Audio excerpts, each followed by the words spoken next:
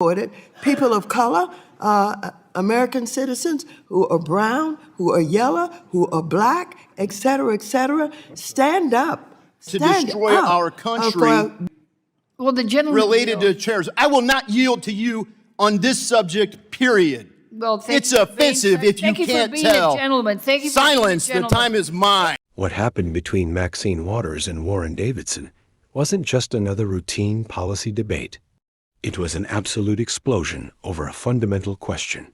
Is the federal government protecting this country, or is it at war with its own people? Waters didn't just criticize immigration enforcement. She compared it to terrorism and openly warned about a civil war. Davidson didn't just disagree. He called it treason. We are going to watch exactly how this blew up, but I want you to pay attention to what they aren't saying out loud. Let's look at the footage. Thousands of ICE agents descend on our cities using brutal force to hunt, harass, and harm those in our communities. Whether intended or not, U.S. citizens and their businesses and property. Shop holders and small business owners who are American citizens are caught in the middle of the reckless and inappropriate responses of ill-trained ICE agents, only to be left with broken windows and damaged storefronts to repair. Who pays for this? Workers and families, also U.S. citizens, drive home at the end of the day only to be snatched out of their cars by masked men with tactical gear and wind up with their windows smashed in. Who pays for this? This Sunday in St. Paul, Minnesota, over a dozen ICE agents broke down the front door of a napping U.S. citizen. They forced and trampled their way into his home, pointing their guns and yelling at his family, while this 4-year-old grandson cried.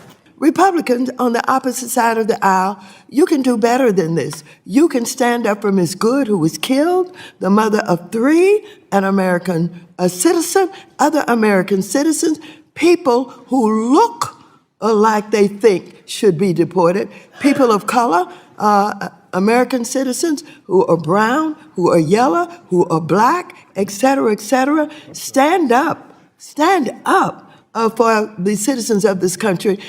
Otherwise, you're going to see a civil war that is being created between ICE and the National Guard. Jesus said we can be angry and not sin, so I'm going to give it my best shot right here.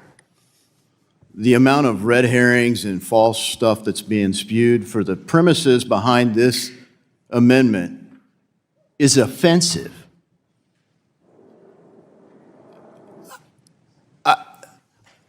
To tell the American people and us in this room that ICE is a terrorist organization and therefore TRIA should cover the losses? Are you freaking kidding me?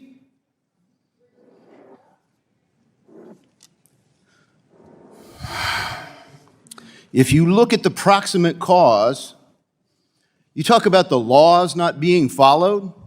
The previous administration fueled an invasion of our country by failing to secure our borders, by ignoring our laws, and now we have sanctuary cities who invited these people in, who served as accomplices to the crime, continuing to obstruct justice.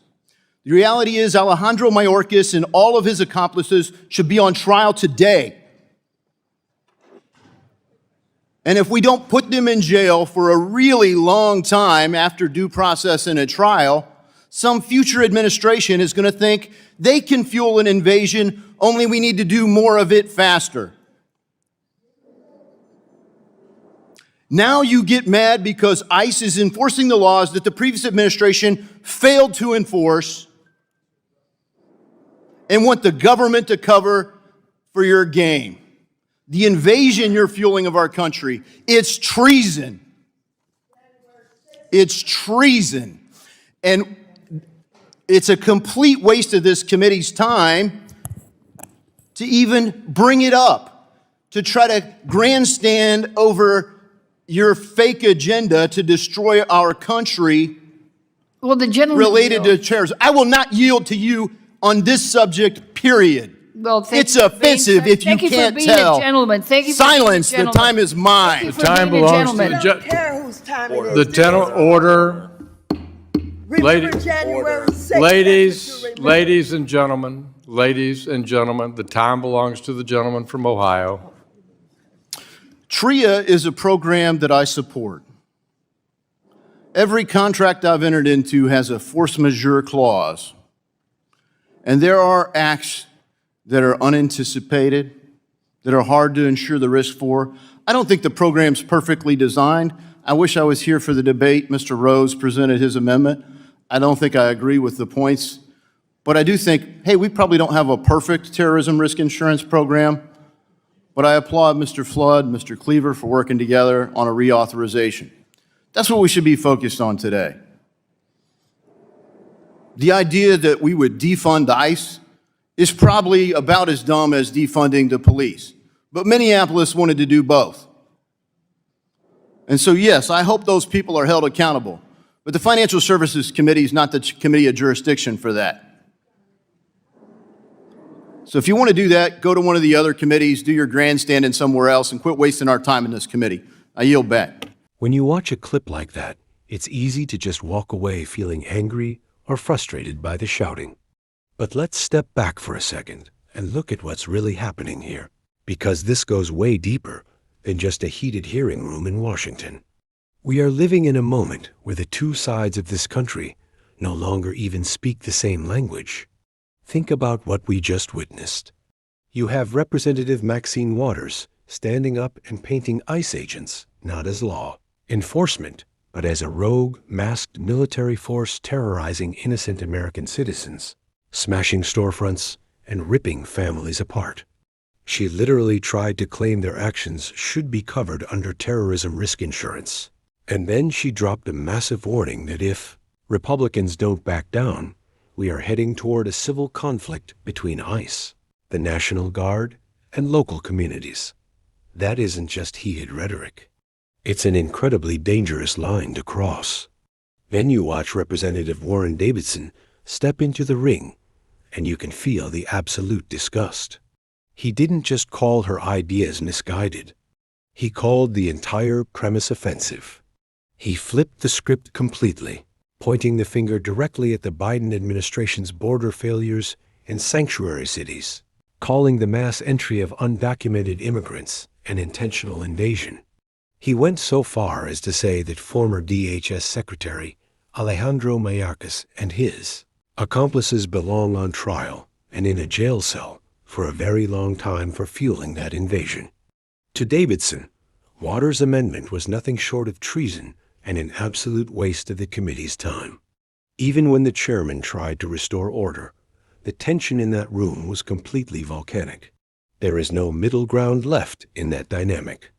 There is no compromise to be made when the starting positions of our leaders are "you are a terrorist" and "you are a traitor." When Congress reaches a point where lawmakers are casually throwing around words like civil war and treason over a budget hearing, the system isn't just straining, the foundation is cracking. And here is the reality that a lot of people are completely missing, a point that almost nobody else is saying out loud. What we are seeing right now is actually the quiet before the storm. The federal government hasn't even begun to pull the massive legal levers it truly has at its disposal. President Trump hasn't even touched tools like the Insurrection Act or total federal mandates yet.